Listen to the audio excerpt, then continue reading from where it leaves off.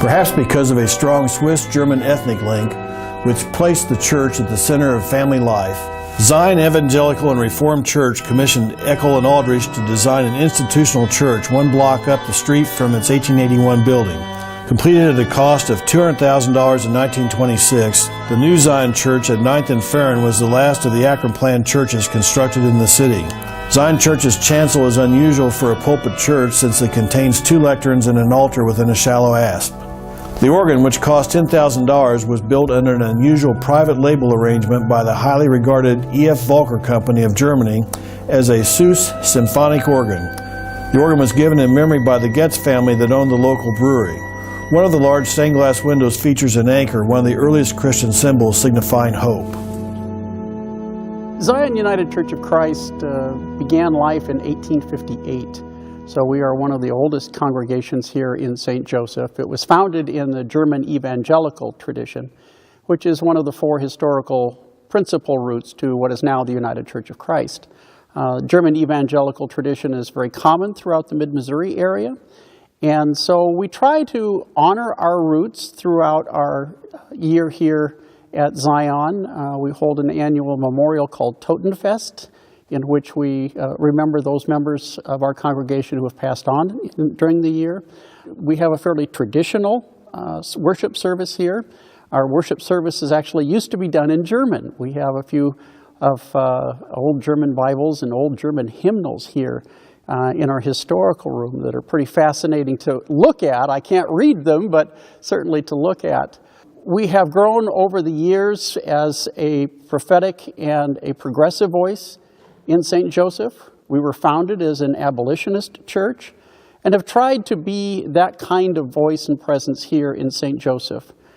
Today, one of our main outreaches is to the lesbian, gay, bisexual, and transgender community.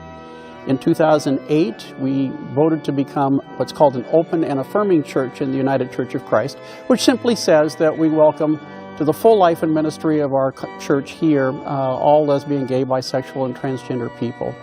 This is a place where everybody is welcome, and because we believe that was part of the ministry of Jesus. It's sometimes a daunting task to try to work to welcome everybody and love everybody, but that is who we feel we are called to be.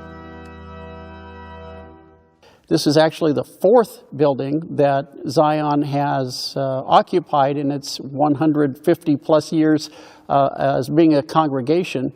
The first one, built in 1858, burned down. We then were at what was then 2nd Presbyterian Church here in the downtown area, built our own building, and then eventually moved here in 1927. It's a very large building. It's a very large sanctuary, and is certainly in its heyday, it was full. It would have been amazing to have been a member or even a pastor here during those days. Like most of the downtown congregations for most mainline churches, not only here in St. Joseph but elsewhere, we do not fill the sanctuary as much as we would like. But it is a beautiful sanctuary. It is open. There are no pillars here, which is fairly unusual.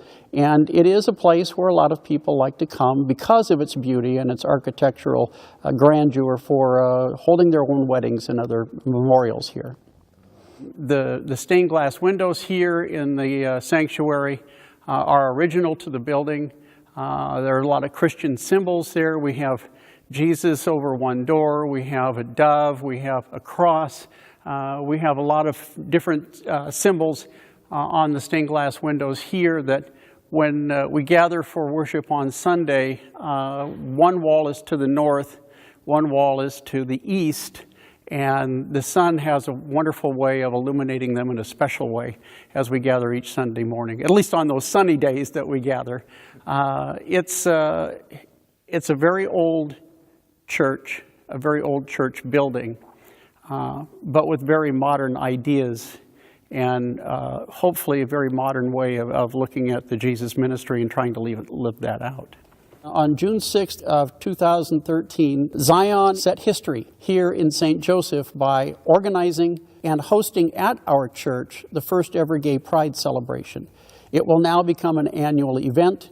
It has outgrown our facility. We're very proud that we started the event, but it's going to be carried on into the future. by others, and in maybe a much more large way than what we were able to do in 2013. One of the things we're very proud of here is our prayer quilt ministry. We have several members from our church. They're joined by other friends who gather on most Thursdays to make fabulous quilts that are then threaded with yarn, and then people here at Zion tie the knots together and say a prayer as they do so. These are gifts to people without cost to them, people who are in need, people who are lonely, people who are in the hospital. Literally from newborns to centenarians have received the prayer quilts here at Zion, from Zion United Church of Christ.